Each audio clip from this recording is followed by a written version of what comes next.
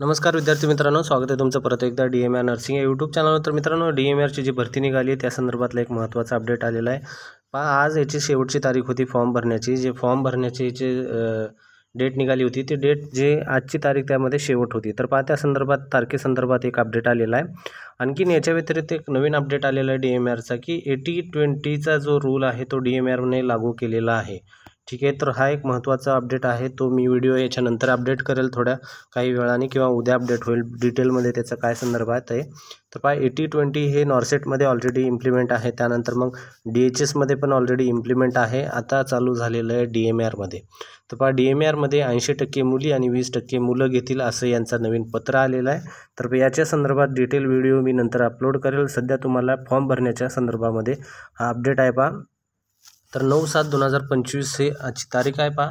DMR आयुक्त वैद्यकीय शिक्षण आणि संशोधन व आयुष सरळ सेवा भरती जी क्लास सीची नर्सिंग व्यतिरिक्त सर्व पदे जी आहेत तर ती नर्सिंग व्यतिरिक्त सर्व पदे यामध्ये भरती निघालेली आहे पहा। यामध्ये ऑनलाईन अर्ज भरण्यास मुदतवाढ देण्याबाबत आहे पत्र। तर हा विषय आहे, याचा हे नंबर वगैरे आहे, दिनांक हे 18/6 पासून हे चालू होतं। तर पहा, यामध्ये वैद्यकीय शिक्षण व औषधद्रव्य विभाग मंत्रालय व वैद्यकीय शिक्षण संशोधन आयुष यांच्या अधीनस्थ राहून शासकीय व दंत व महाविद्यालय आणि संलग्नित रुग्णालयातील गट क मधील टेक्निकल आणि नॉन टेक्निकल जे पोस्ट वॅकन्सी निघालेली आहे त्यामध्ये सरळ सेवाच्या कोट्यातील रिक्त पदे भरण्याकरता स्पर्धा परीक्षेच्या अर्हताप्राप्त उमेदवाराकडून दिनांक 18/6 ते सूचनेनुसार दिनांक 18/6/25 रोजी सूचनेनुसार दिनांक 19/6/25 ते 9/6 म्हणजे आजच्या तारखेपर्यंत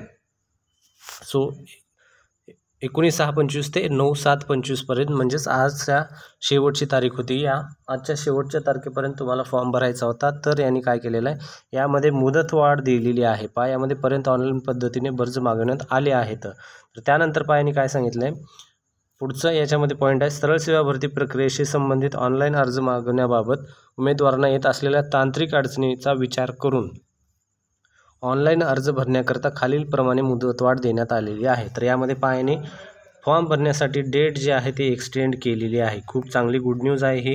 यामध्ये फॉर्म भरण्यासाठी एक डेट त्यांनी एक्सटेंड केलेली आहे। ठीक आहे, तर पायामध्ये फॉर्म भरण्यासाठी डेट एक्सटेंड केलेली आहे। तर पहा, डेट कोणती आहे त्यामध्ये तर पाहून घेऊ। डेट जी असणार आहे ती पहा, यामध्ये गुरुवार दिनांक 10/7 ते 25 पासून 14/7/2025 रोजी 11:55 पर्यंत फॉर्म भरायचा आहे। म्हणजे तुम्हाला 14 तारखेपर्यंत तुम्ही 14 जुलैपर्यंत फॉर्म भरू शकता। ठीक आहे, तर यामध्ये डेट यांनी 14 जुलैपर्यंत दिलेली आहे। ठीक आहे, हे उद्यापासून परत याची वेबसाईट परत ॲक्टिव्ह होईल, परत तुम्हाला परत फॉर्म चालू होतील भरतायला। जे कोणी फॉर्म भरलेले नाही आहे तर बरेच जणांचे कमेंट येत होते, टेक्निकल प्रॉब्लेम, पेमेंट झालेलं नाही आहे, बरेच असे इश्यू आहेत तर त्यांच्या संदर्भात बरेच जणांचे कमेंट येत होते। तर नाही झालं असेल तर परत तुम्ही लॉग इन करा, रिफ्रेशमध्ये लॉग इन करून व्यवस्थित लॉग इन करून पूर्ण फॉर्म व्यवस्थित भरून घ्या आणि सबमिट करा। सबमिट होणं गरजेचं आहे, तेव्हाच तुमचं ॲप्लिकेशन सबमिट झाला म्हणून सबमिट होईल आणि प्रिंट जर आला तरच तुमचं होईल आणि त्यानंतर हॉल तिकीट येईल।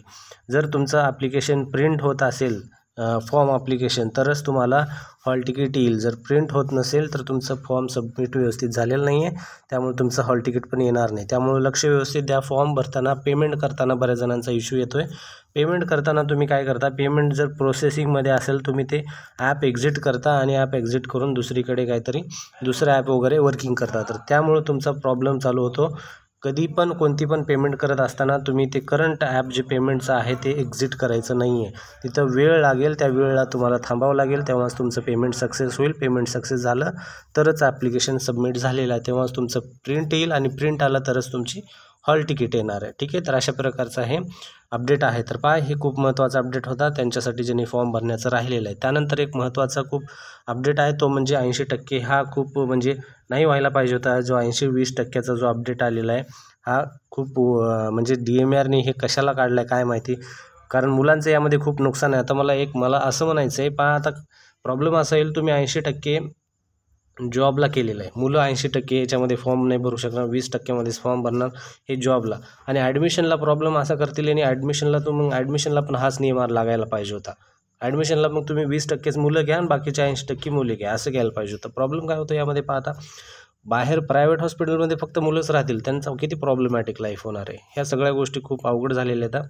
तर पहा, याविषयी आपण तो अपडेट पूर्ण काढून टाकू, म्हणजे दाखवू त्याविषयी तो पण अपडेट पाहू काय नाही, त्याचा पण आपण व्हिडिओ बनवणार आहे। तर पहा, हा व्हिडिओ जर आवडला तर नक्की लाईक करा. भेटूया पुढच्या व्हिडिओमध्ये.